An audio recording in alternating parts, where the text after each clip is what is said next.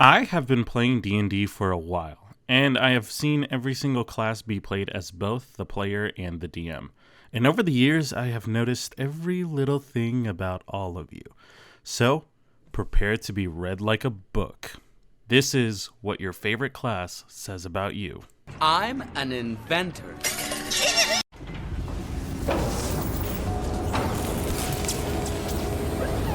Let's go ahead and start with the Artificer, the magical engineer and scientist of D&D. You are deathly loyal to this class, and you will play it more than once.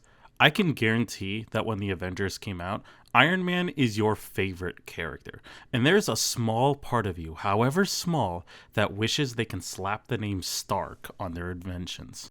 And while you love Iron Man, odds are you play nothing like him. Instead, you like to be a crazy tinker that just might be up your alley. You dare challenge Megamind! I will put money on the fact that most of you choose a small race when choosing this class. By the bard's quill!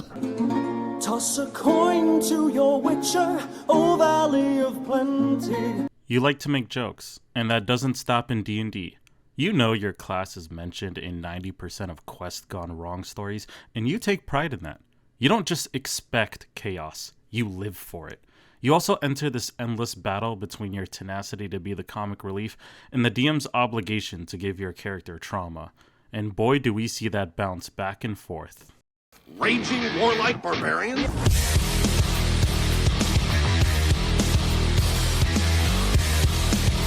You like to be big. You like to be dumb. You like to be big dumb. Barbarian players are either Grog or Khal Drogo. There's no in between. I still got my Khal Drogo! Oh. You know each and every time you go into combat, you're going to swing that massive weapon towards the poor target's face. And does that annoy you? Absolutely not. The other players can deal with the creative stuff. You are going to smash till you pass. As a barbarian, you live for the moment where you can be alone against overwhelming odds, where you can just be one man going against an entire army, but your DM never lets that happen, and that's what really gives you your rage. It's the Monster Hunter.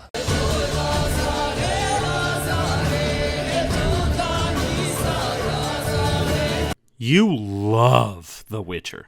You've played the games, you've watched the show up until the second season, and you may have even read the books. So when you saw Blood Hunter as an option, you strapped up your two swords, got on your horse, and went to play your all-time favorite fantasy. And boy, does Blood Hunter deliver.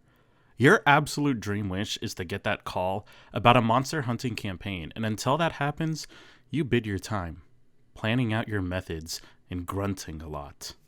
Blood Hunter players are total bros too. They know they aren't going to do the most damage or bend reality with spells, but Geralt as their witness, they're gonna be the coolest. You know what divine intervention is?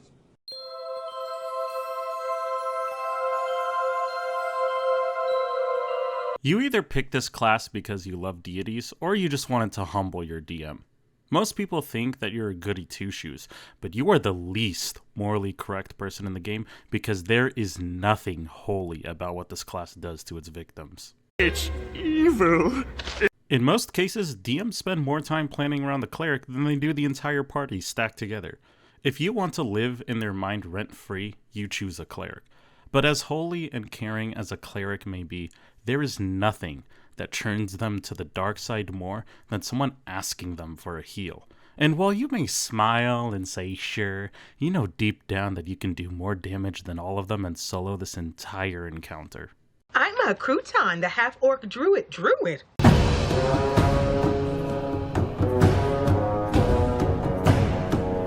You love animals so much you want to be one, and I can't blame you with how cool Wild Shape is.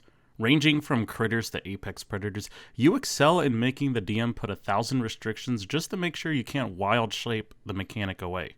Doors locked, just turn into a spider and go under. The ship sinking, just turn into a dolphin and swim away.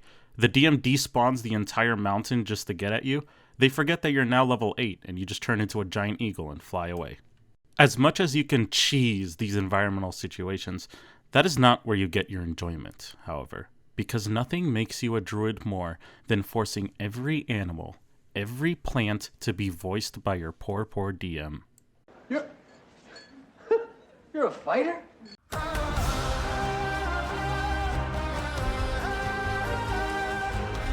People say you are the most vanilla, boring class in the game. I disagree. Is it just me, or do fighters usually end up being the most interesting characters in the game? When it comes to fighters, you have the largest area of creative backstory, and while other classes are restricted to having to follow a code or spend time studying, you could say you're from anywhere trained by anyone. The most simple concepts can adapt the best to the ongoing story. In fact, when it comes to combat, you are usually the most adaptable and creative person in it. So much that you want a second action to attempt all those crazy ideas you have in your head. Now, it is true that you are one of the more straightforward design classes, but if you looked at all the classes that can cast magic to summon meteors and tsunamis, transform into T-Rexes and owlbears, or become giant raging machines that can't die, all in order to fight deities, and you still chose a sword and armor, I salute you, my friend. Respect. This man is a heretic.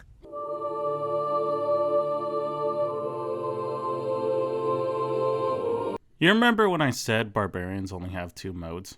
It's the same for paladins. They're either stalwart leaders with a golden heart, or angry boys here to smite the heretics. I shall smite my enemies! Ages 6 to 11. In other versions of paladins, like in World of Warcraft or Final Fantasy, paladins are kinda meh. I mean, they're cool, but they ain't special.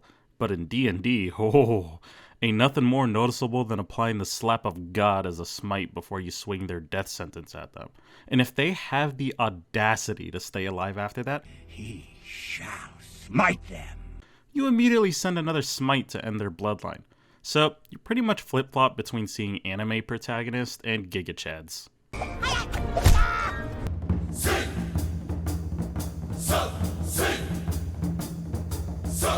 You are less interested in the meditation and spiritual journey that a monk goes through, and more obsessed with the idea of putting fists to face. You've played this class because you want to punch and kick people from level 1 to 20 and not do anything differently. In fact, Monk is somehow one of the classes that gets the most amount of features, yet it plays the same throughout, only adding more punches that are just deadlier. You are either a Dragon Ball or a JoJo fan. Jojo?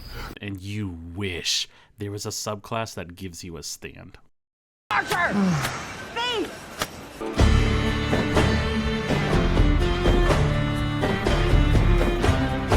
Rogue was not your first class, but there was one time you rolled and didn't pass the DC check. I took it personal.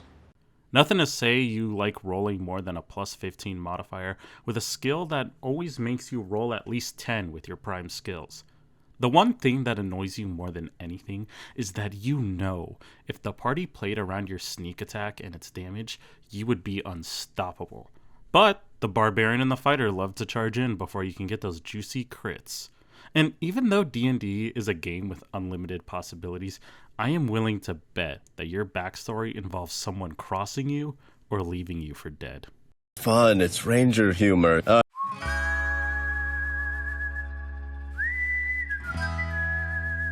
When you were a kid and you watched Lord of the Rings, you saw Aragorn and thought, yup, that's him.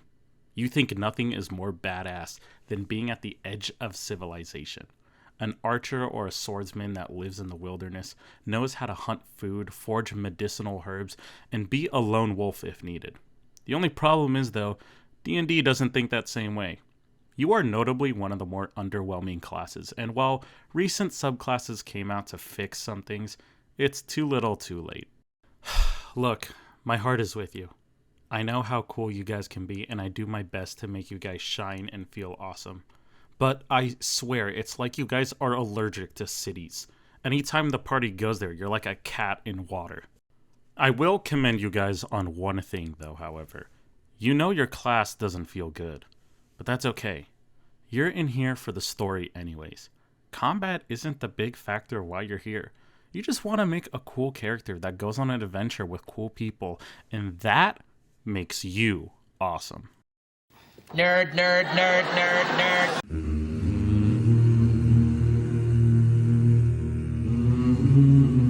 Nerds. No, but in all seriousness, while you were watching Lord of the Rings with your ranger friend who was starstruck by Aragorn, you were starstruck by Gandalf, and that led you to your true idol, Tolkien himself. Oh my god. What if I'm gay for Tolkien? Dude. You see, after everyone watched the trilogy and some clicked on the 7-hour YouTube videos that explain the lore, you instead actually bought the books and read them. And nothing makes you happier than rewatching the trilogy and someone asking a lore-involved question. So when it comes to D&D, you absolutely live for the lore of the world that you can uncover from the DM. In fact, if you aren't already, there is a part of you that is thinking about becoming a DM yourself and seeing what amazing lore you can create, and I root for you. But there is another side of your community. Not those who read Lord of the Rings, but those who read the infamous Fireball! Fireball! Fireball! And those wizards are really just barbarians in disguise because they never understand what 20 feet of space is. They just know that there's a target that needs to be hit and a fireball that needs casting. Hate us 'cause they ain't us.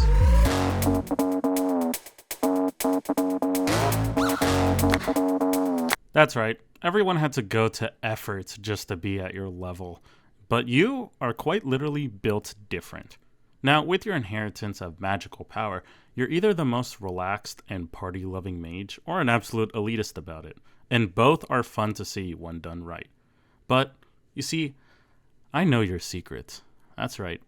Deep down, you want to be a mage, but you don't want to have the obligation of taking notes and being seen as the smart character. You want to get in trouble with the bard and the rogue, and then when things go wrong, just claim ignorance with the barbarian. There is one other type of sorcerer I have met, however. And just like how rogues took failing a roll personally, you were once a spellcaster that got counterspelled. How dare you? How dare you? And it humiliated you.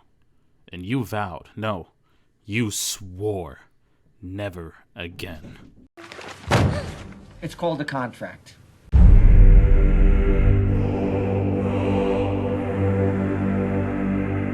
You like to be the bad boy, and your backstory is always fighting with the rogue on who had it the worst.